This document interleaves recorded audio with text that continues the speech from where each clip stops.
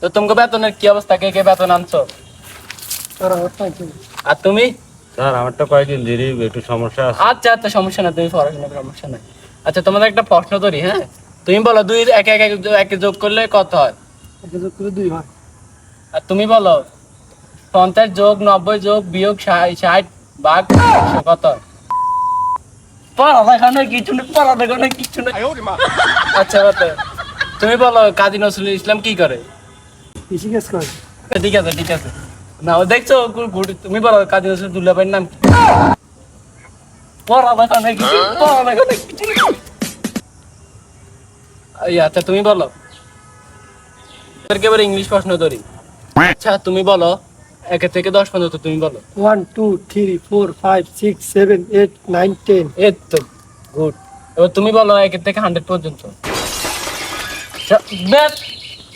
Sir sir sir আমি কালকে আপনি বেতন দেওয়ার ব্যবস্থা আচ্ছা সমস্যা না, তোমার বেতনের কথা বলছি, তুমি পড়ালেখা তো কিছু করো নাই কিছু না, ও দেখছো কত গুড। স্যার হেরে সব সহজে তোমার তো সহজ ধরলাম, আমি তুমি বেতন না দেওয়াতে আপনি আমার স্যার আমি বুঝছি বৈজ্ঞানিক। না তোমার বেতনের কথা একবার বলছিনি।